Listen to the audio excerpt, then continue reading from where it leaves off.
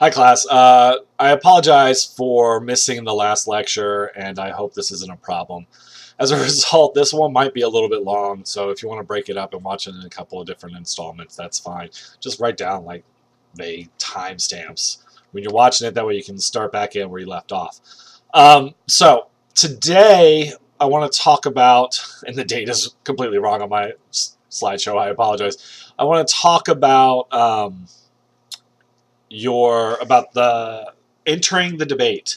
So for the first assignment, you were asked to pitch about a controversy. That's a way of kind of understanding what's going on, what are some issues that are going on in the public sphere that you want to deal with, and use that to form your teams. And then with the rhetorical analysis, you were delving into what exactly different people in the debate, different stakeholders, were saying about that controversy, whether that's immunization or e-textbooks or whatever. So you guys have done all that work, and the next step is to work together as a team and form a stakeholder position of your own. So you've looked at the stakeholders that are out there, and now you want to form one of your own. And this lecture will help you talk about how to position your stakeholder claims within that larger public debate.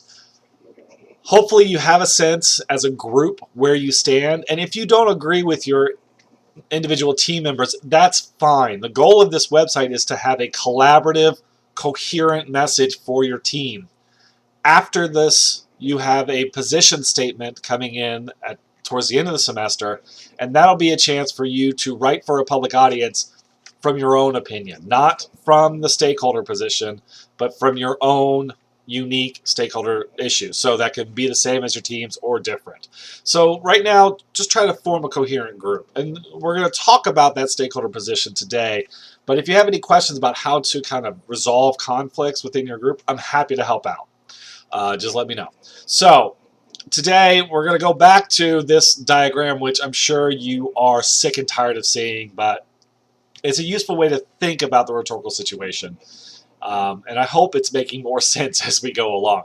But we're going to go back to this and try to understand, again, your stakeholder position, that of your team. So in order to make an effective and impactful case in a public debate, you need to be able to understand what the rhetorical situation is in order to make the most of it. And that's what you're going to do with your stakeholder, your issue-oriented website, rather. So the first thing you want to start with is, who is your audience? Who are you? You as a stakeholder, who are you going to be talking to? This is not a general audience, okay? I don't want you to try to reach every American or talk to anybody that might be interested in the topic. It's useful, while some people do write towards a general public, I want you guys to have a sense of who that general public is, or even better, have a sense of a targeted group of people. It makes it easier to make an effective appeal if you target this at certain people, whether that be college students or college freshmen, or whether that be other stakeholders. If you want to try to convince another stakeholder that they're wrong, or that their opinion about the debate needs to be altered a little bit, that's fine too, okay? But I want you to have a clear sense of who the stakeholder is or who the target audience is. Okay, this is very important whenever you're putting together a rhetorical argument. If I'm writing a diary entry, I'm not necessarily trying to convince anybody of anything, or get anybody to do anything, because it's a diary entry and I'm writing it for myself. But for other reasons, there are other texts that you just kind of write to inform. Not necessarily to get anybody to know anything or to do anything. This is not that. The goal of this issue-oriented website is for you to enter the debate and change people's minds. This is, when I say enter the debate, I mean get in there. Get involved with what the other stakeholders are doing and try to position yourself within that larger conversation. And the best way to do that is to know who you're talking to. Are you talking to somebody outside of that conversation? Okay, somebody that might be a stakeholder that doesn't know they're a stakeholder. Okay, so for instance, if we're talking about immunization, there's a lot of people that do not realize that they are impacted by the decisions of the vaxxers or anti-vaxxers because they're just not paying attention. Well, maybe you want them to pay attention. They're a stakeholder, but they're, and I'd say here, are they a silent and uninvolved stakeholder?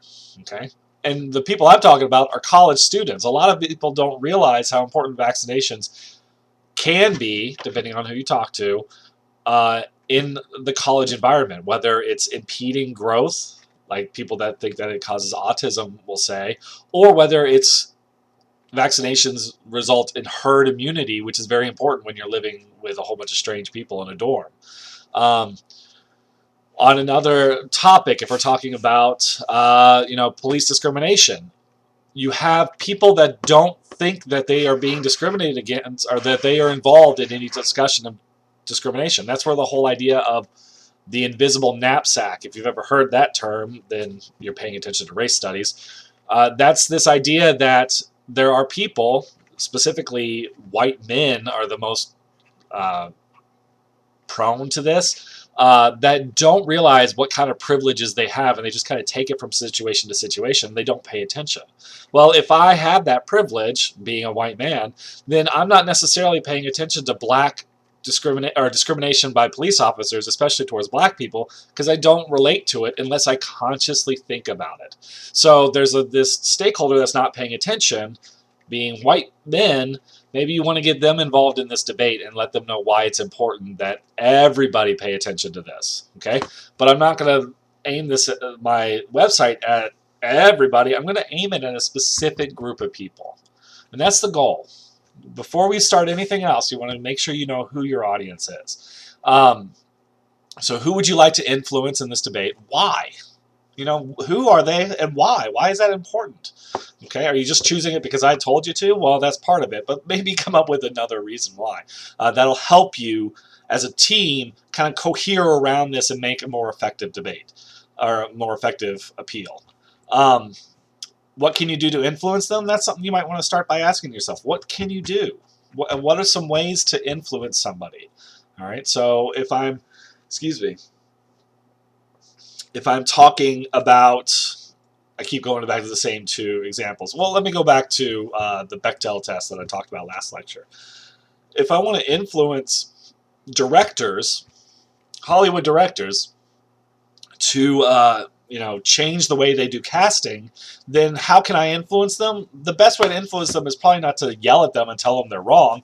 That's not going to do anything. What's going to help influence them is to show them what kind of audience they would get if they had more gender blind or fairly distributed parts. So are you shutting out a whole segment of people that don't want to watch a movie because I'm not casting strong women? Or am I hurting my chances in the box office because there are too many strong women? Like, that's a case that people make, that this is a common thing, that women will watch men's movies that are aimed at men, but men won't watch women's movies. Okay, that's one of the reasons you don't see as many romantic comedies as you did 15 years ago. So this is, how am I going to influence this? How am I going to change this? If my audience is this, how do I influence them? Okay. Do you want to enact change? Do you want to change the debate? Do you want to change the situation, the exigence that brought forward this debate? Or do you simply want to inform your stakeholder about the problem? If they aren't paying attention, then maybe you just want to inform them about the problem. And that's okay too. You're still enacting change. You're still trying to influence them by getting them to pay attention to this new problem that they might not have thought about before. Excuse me. So how do you reach your target audience? Okay, remember, I'm going to break down that complicated thing as we go through this lecture. So that complicated rhetorical situation thing. But this is the rhetorical triangle, just to let you know, just to remind you rather. Remember, so you have your rhetor, your speaker, or your writer, or in this case, you as a team, as website designers. Okay, your audience, who is your target audience, and the subject or topic that you're talking about. Well, the exigence, for those that don't remember, this is the reason or the purpose behind your appeal, behind your claims, behind your argument, behind the website. The exigence is a way to make clear to your audience this relationship. What do you think about the topic, or what is this topic and your relationship to it? So you want to make that clear to the audience, and that's the exigence. Okay? All right, so in other words, you found out about a topic and you want to talk about it to somebody, your audience. Okay? Well, that's the exigence. You need to talk about this. You need to get involved. Okay? So I'm going to use a couple of websites from previous students. I'll put links up on Canvas so that you guys can check out these websites before. One of them received an A and one of them received a low B. So these are models if you want to look at them. But if we look at this, this is one of the websites from from a previous class. So the team that developed this website was very interested in the lack of parking on campus, and so they started there, but they moved on and started talking, instead of about parking, they took a smaller section of that larger debate and looked at public transportation on campus. So you can see this is the website that they put together. Okay, it's a pretty clean design. This is a good website. So if I look at this, this is the home page, right? What does this tell me? Why is this website around? So I know what the topic is. The topic is about public transportation on campus, but what is the exigence? What's the purpose? Why is this website here? You want to make sure that that's clear as soon as possible, especially when designing a website, because as you all know, you're liable to just click away real quick if you don't find a website engaging from the start. Okay, that's why Wikipedia articles always start with that summary. They don't get into the details until after you've read that summary. That's why ESPN always has that rolling, ESPN.com has the rolling headlines so that you can see something important, but it's headlines plus a big picture. Okay, you see this with a lot of websites where it's just this. That's why Netflix starts with recommendations and then your list. It's something that quickly hits you, and so you're liable to stay. That's why Facebook, if you log into Facebook.com, it goes to the home screen, not to your profile page, because you know what's on the profile page. And with websites, they want you to stay there quickly, and you want to know why you're there. Okay, so here, looking at this, why? What is the exigence behind this? So having a clear understanding of the reason behind your team's involvement can really help clarify things for your website, and more importantly for your audience. This is something important to know from the start. Okay, so if I look at this, then I see down here some reasons why they might put this together. It's not just to let me know, it's so that I get involved, and so that I'm informed of what options are out there for public transportation, and I can get involved if need be. And while I don't think it was this website was put together before LcS7mq7ZStr, the public transportation for Lexington as a whole, combined with UK's transportation service to offer service throughout the city for UK students. So some of this might be outdated, just to let you know. All right. So if I'm looking at this, I can see clearly what is the position of this website. What are they trying to do? All right. They're trying to spread information and inform the audience, but they're also trying to get people involved to start a conversation with the public transportation, or with the public parking and the transportation for the campus. A conversation that doesn't usually happen because, you know, campus makes a decision and most students just follow by. All right. So we can also see, and this is from the About page, or the About page. You can see here further evidence of what they're doing. So the main goal of the site is to provide students with the tools to get around traffic, all right, because there's a lot of traffic on campus, and also to inform them of possible steps that could be taken to benefit the existing transit system. In other words, how do we improve the transit system that's here, not start over from scratch? So I know clearly what the goal of this website is. Now, everything else that happens is going to color my understanding of that topic. Okay, that's what the main goal is. That's the thesis, if you will. And so now I know that everything should be contributing to add to that. All right. So after I know who my audience is, the most important issue, especially when we're talking about rhetorical claims, then I want to know what's underlying the argument. What is underneath my central goal? All right. So this means I want to talk about, like, okay, what exactly am I arguing? All right. If we think back, we'll talk about this in a second. Stasis claims. Okay. So what exactly am I arguing?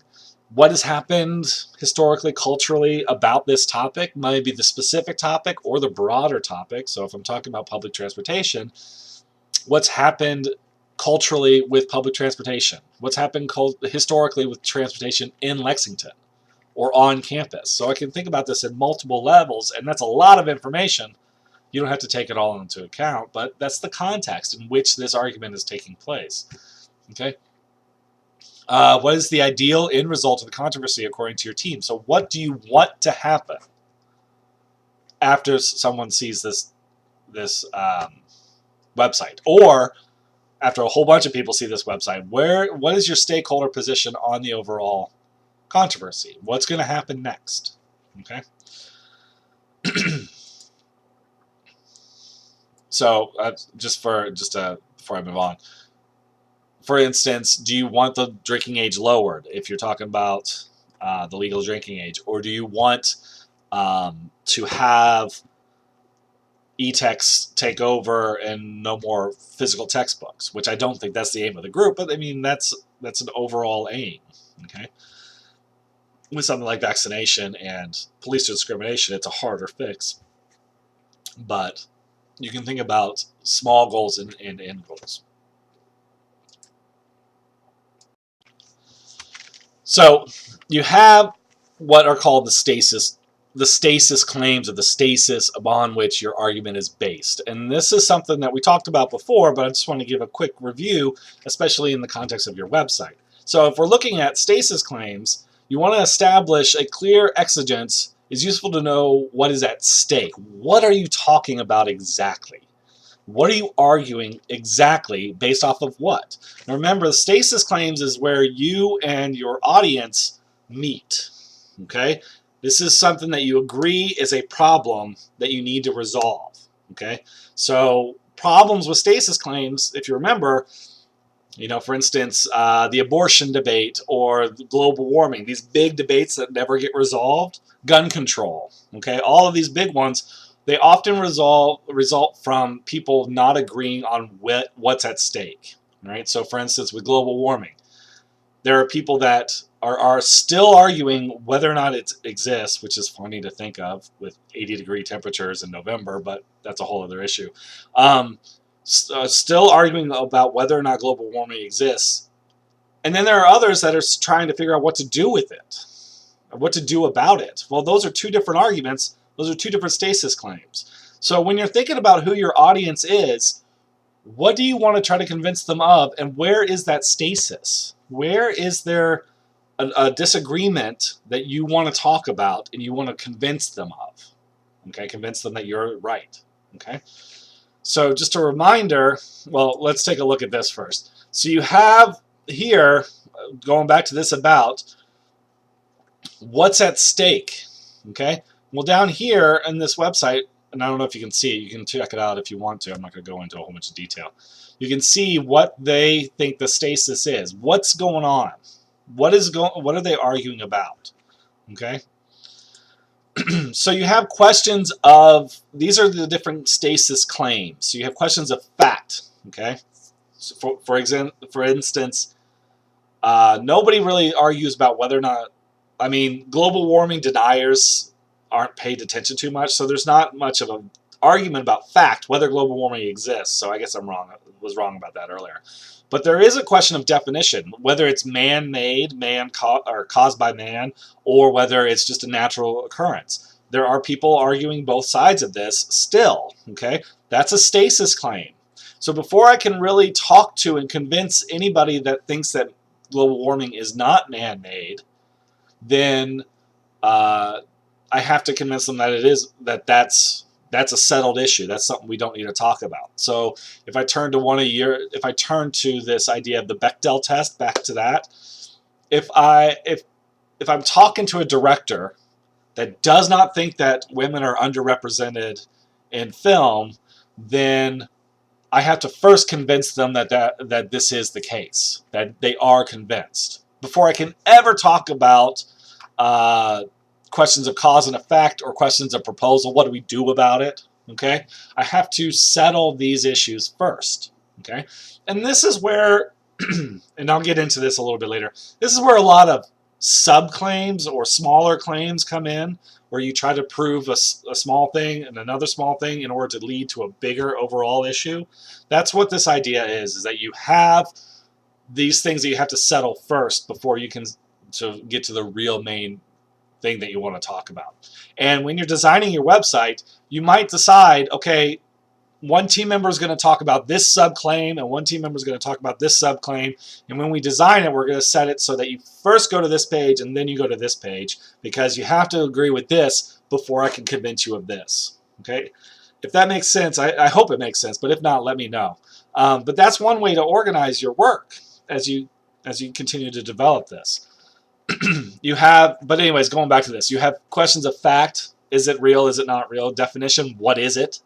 Okay, quality, is it important? Is it not important? That sort of stuff, good, bad, you know.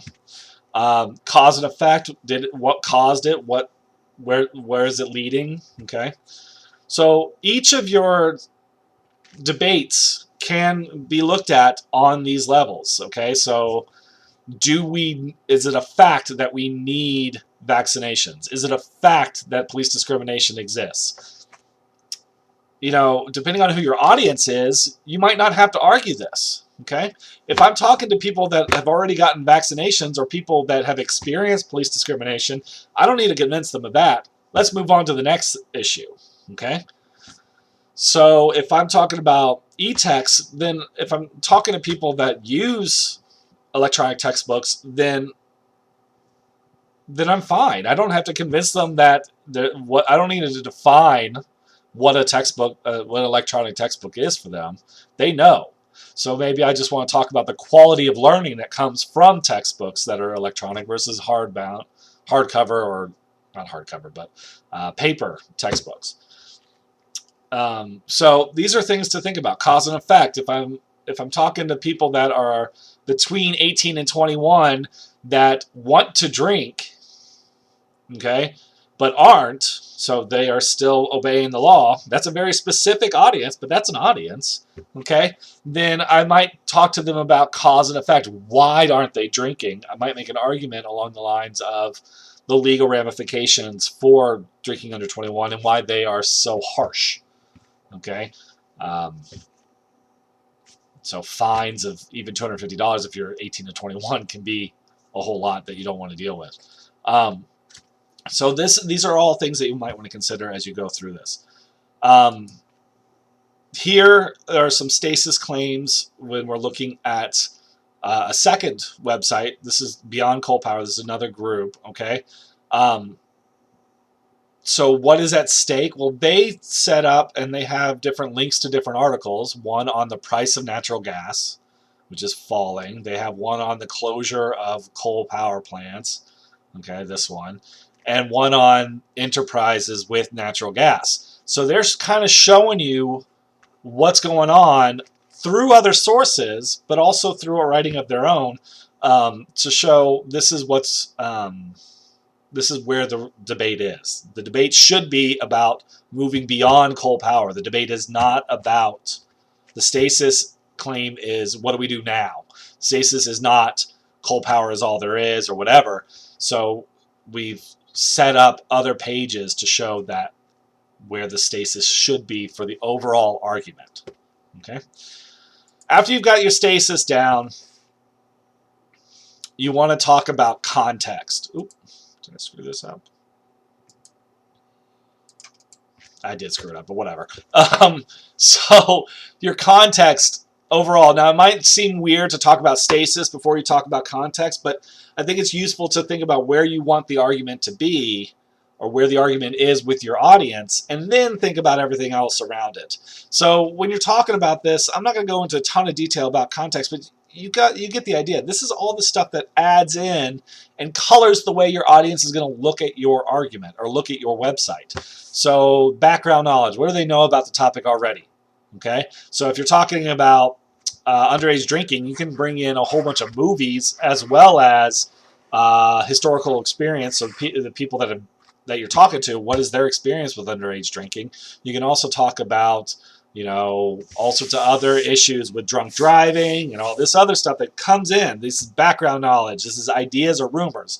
Okay, rumors of what happens when you drink too much and you're under 18 to 21. You lose brain power, all this other stuff. Is that a fact or is that a rumor?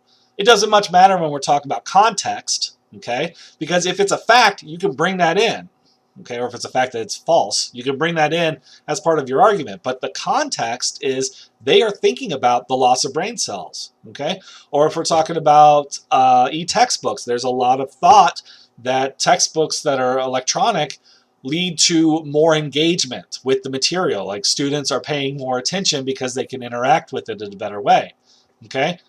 Well, that's part of this circulating idea or the history of the topic. That has nothing to do with the reality of the situation, okay? Because in all honesty, we read the internet differently than we read a book, so what's going on there, okay? We can also think about emotion or affect. Are you talking to an audience that is impacted by this issue a lot? Well, then they have a lot of emotion. So people, if you're talking to African-American college students from the point about police discrimination, then you got a lot of emotion involved there. And do you want to use that, or do you want to kind of treat it objectively, treat this topic objectively? That's just something you want to think about as something that understand where your audience is and how you want to treat this, okay? Same with vaccination. A lot of people have strong opinions, one side or the other. How do you want to treat that, okay? That has to do with emotion, impact, all of that stuff. Okay, you guys get that sense. So here, again, I'm not going to go too much because I've talked for forever already. But here we get a sense of, with campus parking. People are very passionate about being able to park on campus. But most of you, if you do have a car and you are on campus, then you know that you're parking over by the Commonwealth Stadium. And then every couple weeks you got to move it on a Saturday, all that fun stuff. That's affect and impact that's going to change the way that you talk about this controversy. If you're more concerned with people that are coming in from off campus and how do they get to campus, well, then you're dealing with traffic and all the emotion that comes along with traffic. You're dealing with all this other stuff as well. Okay, and then natural gas and coal power. If you're from Eastern Kentucky, if you're from Kentucky, then you know that this is a major issue that has a lot behind it. And so anywhere getting involved in that controversy, there's going to be a lot of contextual understanding. There's going to be a lot of rumor. There's going to be a lot of other stuff going on behind the scenes. And this is the sort of stuff that you don't need to bring in to the actual website unless you want to. All right. So warrants. Okay, warrants can be a difficult thing to understand. I still struggle to on the right away understand what a warrant is. I have to remind myself of it all the time. But a warrant is basically a reason for doing something. Okay, or not a reason, but the underlying the assumption that allows you to make that connection. Okay, and so if you think about it in terms of legal warrants, there's no proof that someone has committed a crime, but there's this connection that says they may have committed this crime, so I get the warrant so that I can look at them closer. Okay, so I can go and look at their apartment, or so I can go and arrest them and talk to them. Okay, you don't convince them or convict them until the trial, but you have this warrant for arrest that says I have all these reasons to think that this is true. Same with warrants that in a rhetorical sense. Okay, the assumptions that make you assume that something is true. When it comes to building your website, you just want to make sure that your audience has warrants that line up with yours. Okay, are they assuming the same thing you are assuming? If not, then you need to address it. How do you question that assumption? Prove that their assumption is wrong, okay? You don't know exactly what they're assuming, but a lot of this is based off of, okay, I think that this is what they might assume, okay? So to go back to that idea of white men and police discrimination, if I think about that, white men might assume that this is not a problem. Well, then I need to convince them that it's a problem, okay? Or they might assume that, and I hope they don't, but they might assume that, well, more black men are committing crimes, so they need to be targeted. You might want to break them of that assumption, so you need to address it. And it's okay. You can bring this stuff up, these warrants up, and talk about them as claims. What makes it a warrant is that it's something that is not talked about, not assumed. Or it is assumed, but not talked about. Okay? If your warrants don't match up with your audience, then you will have trouble convincing anybody of anything. So you want to make sure that you're paying attention to that. So, for instance, going back to the parking people. So here we have, they are trying to fix the buses, trying to improve public transportation around campus. But how many of you take the bus? Is it everybody? I doubt it. I know that I was not a fan of public transportation until I moved to a bigger city. Well, Lexington's not a bigger city, so I would rather drive in Lexington, honestly. I mean, aside from gas prices, but that's a whole other issue. So the assumption that people want to take the bus, okay, might be a wrong one, okay, or people want to have a better chance at this. Well, this website does not mention the problem with parking. That's where they started, but that's now an assumption or a warrant that they are not examining, okay? So they're looking at the bus routes, but they're not talking about the lack of parking.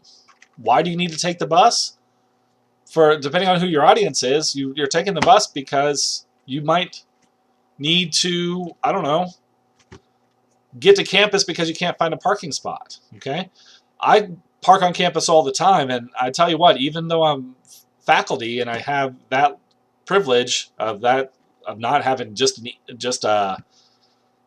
one of these passes for Commonwealth, I still struggle to find spaces all the time, okay? So if I knew that there was this issue, or if I reminded people that they need to take the bus because there's no parking, that's an assumption that I can bring to the forefront and show to my audience just in case they don't agree that they need to take the bus, okay? I hope that makes sense. Again, if not, let me know, all right? So we know who our audience is, okay? We know what's underlying the audience, the context, the warrants, the stasis, or what the argument's about. It's also important, obviously, to know what is your argument. So think about that as you start to develop your website. What claims will your website make about the debate, about the controversy? What are you going to say? Okay, you want to divide it up into thesis claims and subclaims. That's an easy way to do this. And again, one way to think about your website is to think about having smaller pages to address each of the smaller claims. If you're writing an essay, then you would have the claims lead up to an overall thesis statement. But with a website, because you can click around, it's better to have it divided up into claims to sub-pages dealing with different claims. Okay, so if I want to talk about the interactivity of paper books as compared to the interactivity of digital textbooks, then maybe that's a sub-page. That's a claim that I want to make. All right, but it's a smaller claim about a larger thing that I want to say about textbooks in general. Okay. Are the claims well supported? Do you have the evidence needed?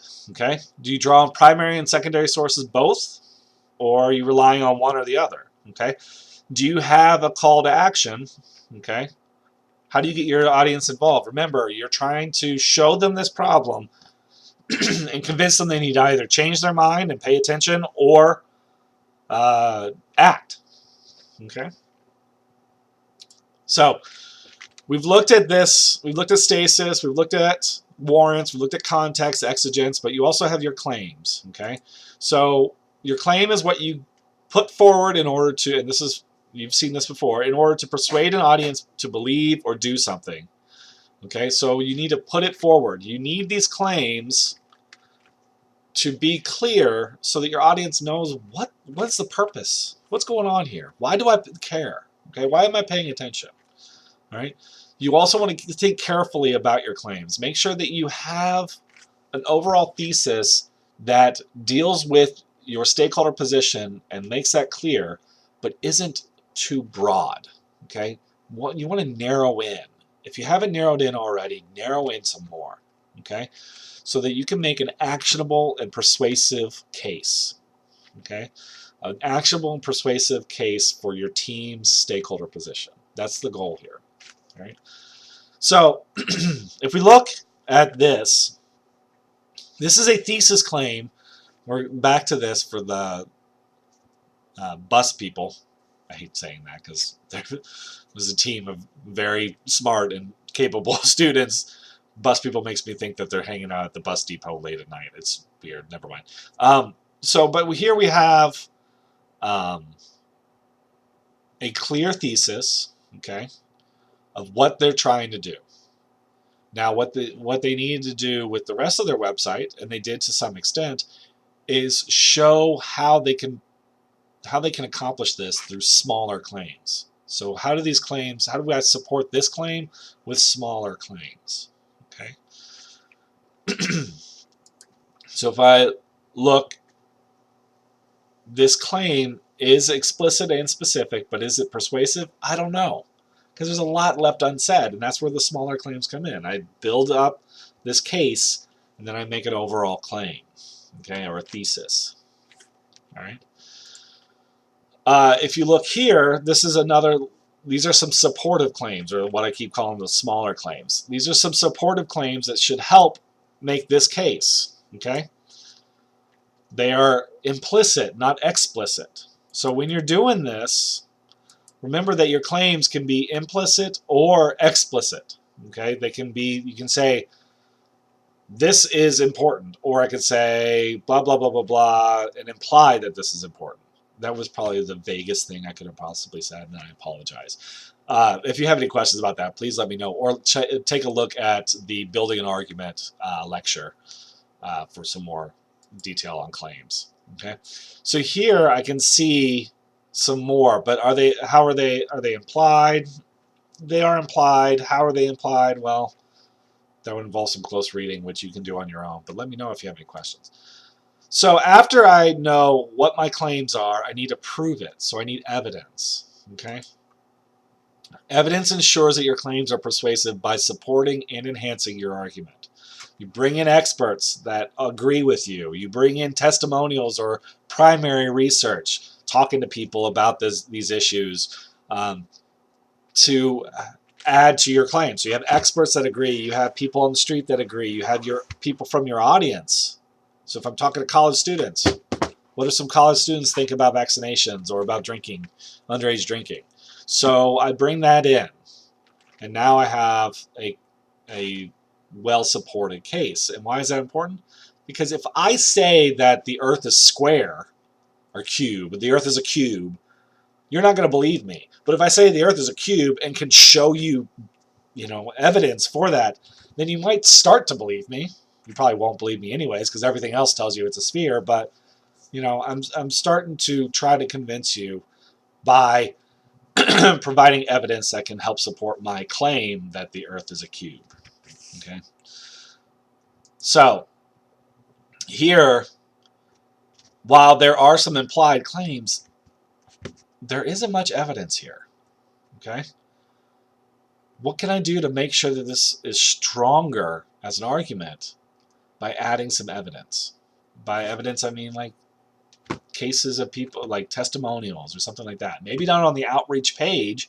Maybe I include that on a separate page within the website. Okay. Strong evidence, okay, is varied in its sources. Okay, you can have primary or secondary. Okay, primary being stuff you did yourself as a team. Okay, talking to people, that sort of thing. Secondary meaning experts, stuff you got from the library. Okay, credible sources that you got from online.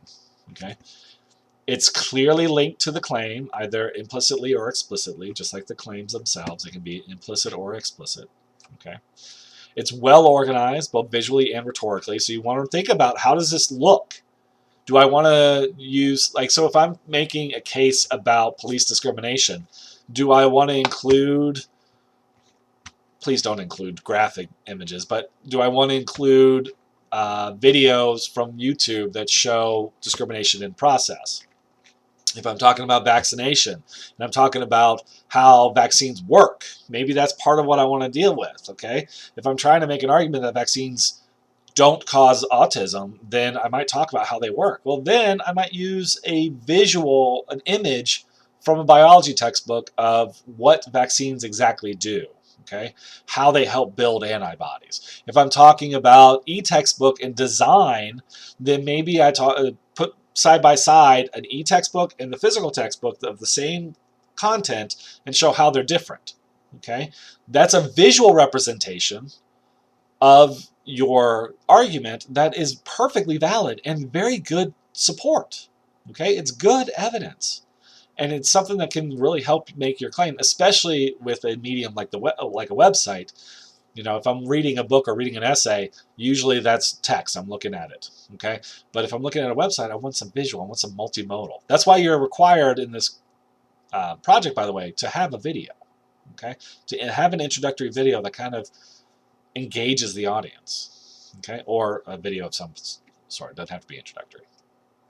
You want it well organized, and you want it cumulative. Build off of what you know, what you've told your audience, and what your audience knows. This is why it's important to think about your audience. What do they know? What is in the context? What is it that they are bringing to this as a stakeholder? Knowing what they know makes more effective evidence, because you're able to build off of what they know or contradict what they know with evidence. Okay, so think about that. Think about, you know, for instance, when I put this together, how many times have I referenced earlier PowerPoints? You know this stuff. Or how often have I referenced earlier material where I've talked about, well, we talked about what a stasis is, or we talked about what evidence is. You know this stuff, so I'm adding to. And that's what makes for an effective appeal, is for it to be cumulative. Okay. The last thing I want to talk about is the so what. Okay, so you have this argument. You have your claims, your smaller claims that add up to this overall claim about the debate, your stakeholder's position. Okay, so what? Why does it matter? Why does anybody care? Okay, well, if I'm looking at this, if I'm looking at your website, you want to make it clear what you want your audience to do. Okay? Do you just want them to be aware of the issue? That's fine. That's what you want them to do. To be aware is to do something. If you want them to actively sign a petition, or you want them to write their senator or whatever, then make that claim. Okay? When you design this website, you want to think about it in terms of, I'm making an argument and then I want them to do something. Okay? If you log on to a website these days, you see that all the time, except for things like Wikipedia. That doesn't count. But ESPN, they want you to buy their insider package. Okay? You know, your Canvas, they want you to engage and learn. Okay, that's the goal of it. Okay, for Facebook, they want you to add your own opinion, add your own, what you find important, what you find that you like. With Instagram and Twitter, they want you to tell people what you're doing. There's all this other information, but they're trying to add this all together to get you to do something. Okay, with your issue-oriented website, you can be a little more upfront, because if someone's sticking around, then they know that this is an issue, a controversy or whatever, that they should pay attention to, so, or they are paying attention to, rather. So what do you want them to do with that information? Do you want them to just be aware of it in the culture at large? Do you want them to talk to the university about limiting e-textbooks, or do you want them to talk to police officers about being a little bit kinder towards underage drinking, or do you want your audience to intervene and protest police discrimination? Okay, if so, how are they going to do it? How are you want to give them that next step? Okay, so why you are making an argument in the first place, but also what you want them to do and why they should pay attention to. Okay, so here we have from the Coal Power group, you have this call to action, but can anybody tell me where it is? If you can see it, then you got some pretty good eyes, because it's way down here. Right? Sign this petition. Okay? It's a call to action. Excuse me. But it's not a very effective one, because this is the second of 4 attached subpages or linked articles. It's not standing out. It says petition to support, but is this another news article, or is this actually signing a petition? So when you make your call to action, you want to make sure it's effective. Make sure that it's well seen and it's clear what you want them to do. Okay? Here, Twitter, okay, but it's not clear. You have to read into the paragraph. So again, call to action should be visible. Okay? So overall, we've talked about who is your audience, okay, what is the underlying argument, what is underlying the argument rather, and what is your argument, and then there's also what's limits, okay, what kind of constraints make your website less effective, okay, is it all visual or all textual rather? Well, that's not very engaging. Your audience isn't going to pay attention if it's all words. So how can we make it more visually appealing? Okay, that's a constraint. That's a self-imposed constraint, okay, that you can fix, but it's a constraint, right? Are there warrants that are not being acknowledged by you, by your team, by your website? Okay, are these shared but with your audience? If they're shared, then don't worry about it. If they're unacknowledged, they're unacknowledged. But if they are not shared, then you want to bring them up. Okay, make sure they're clear. Do you provide a clear first step? So this, again, going back to our rhetorical situation, this is the constraints we're talking about. Okay, the constraints are the limitations on your appeal or claims, and they should be accounted for. Okay, you can also utilize them to enhance your claims. Okay, so for instance, if I have this constraint that I am talking about a very touchy issue, okay, let's say vaccination, that has to do with children.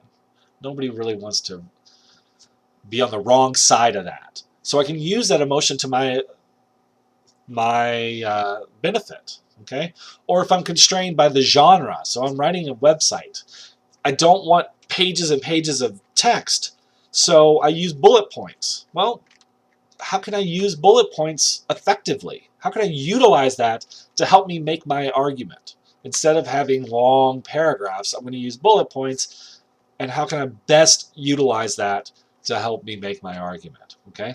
And sometimes you can violate this. So for instance, if you have a video, usually your video is a self-contained unit, but maybe in your video you want to have them doing things while watching the video. Well, that's breaking the fourth wall, as it's called in television, where you're talking to the audience, okay, and having them do something. That's not unheard of. Maybe you want them to pull out a book. If you're talking about e-textbooks versus versus bound textbooks, then maybe you want them to pull out a textbook and look through it. That's okay. You can do that. That's violating the limitations of the genre, okay, to highlight your claims, okay? So you have types of constraints. You have your medium, okay, so that's just, how does this appeal? Is it textual? Is it visual? Is it video? Is it web or internet-based? These are different mediums. They all have different constraints, okay? And if it's multimodal, which your website should be, and most websites are, then it's going to have different types of constraints depending on which part I'm looking at, okay? The genre, okay, genre constraints, I'm making an argument. So if I make up an elaborate story in the middle of my argument about a public controversy, is that effective? Maybe. Okay. But I don't want to write a whole novel because that's a different genre. I don't want to create a funny video necessarily for a serious topic. Okay? Because that would be a different genre, and if I violate that, then I maybe am hurting my argument. Okay? Topical complexity, this is just something to think about. You don't want something to be too simple because then your audience doesn't care. Okay? You also don't want something to be too complex because then your audience can't figure it out. So think about who your audience is and what kind of restraints on topical complexity you can have. So these are just types of constraints. But you also have, I'll skip over this real quick. Well, I don't want to skip over this. So you have this is a medium, okay? So one of the things that's good about websites that is as a medium as opposed to anything else, a video, a textual, visual, other than live speeches or something like that, that's a medium as well. Websites have an immediacy as a like it's constantly updating, and so you can use that to your advantage. That's not a limitation, that's an enhancement, but it's a constraint. It's part of what makes it a website, is this need for immediacy, because if it's an old website, I don't trust it. So you need to stay constant. That's a constraint. Okay?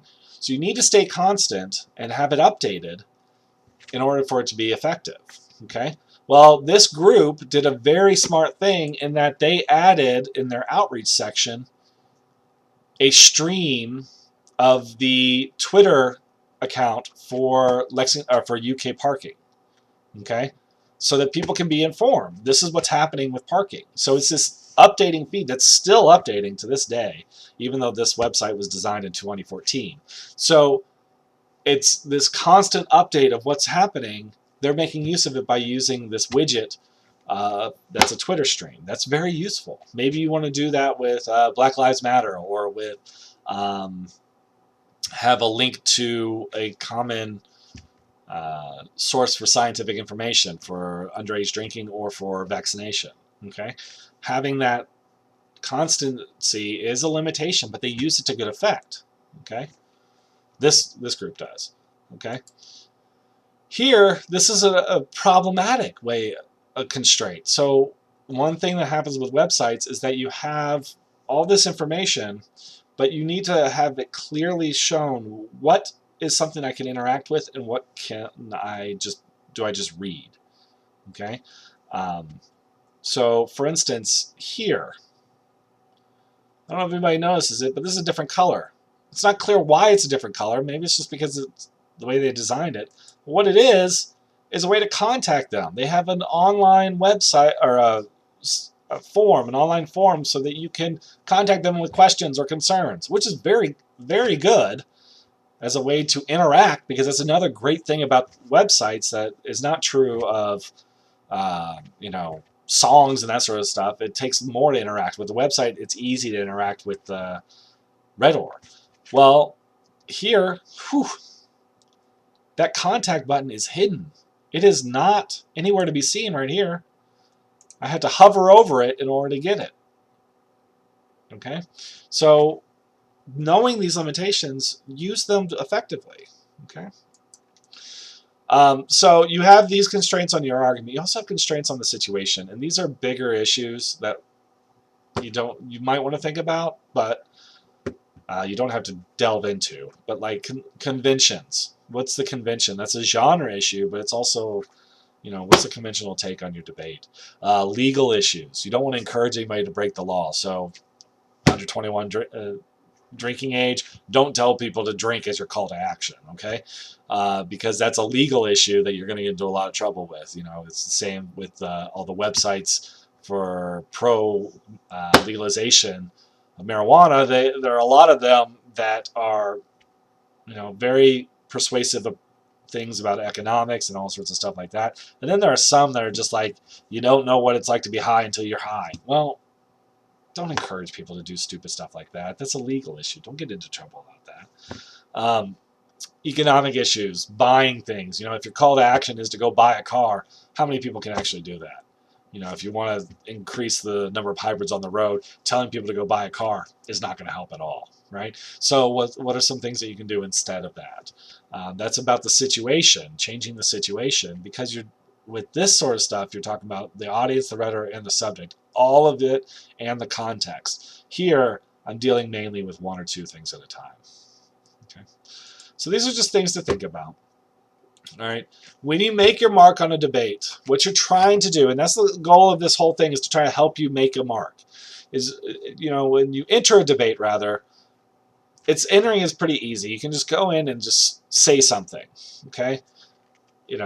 Be one of a million voices about something. But the people that make impacts and the people that are effective stakeholders are those that can impact a debate.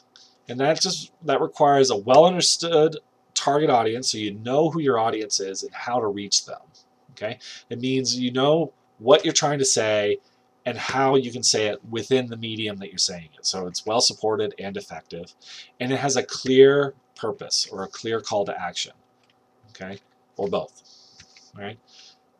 If that's the case, then that rhetor, whoever is coming from this, is going to impact somebody, more than likely. I can't guarantee anything, and make change in the debate or in something else, in a larger issue. Okay.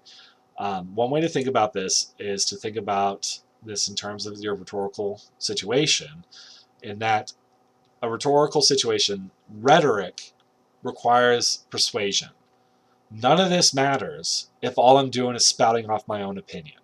But if I'm trying to get people to change their opinion or trying to get people to do something, then I need to take into account all of this stuff. If I'm just making myself known, great. But if I want to change things, then I need to do all this.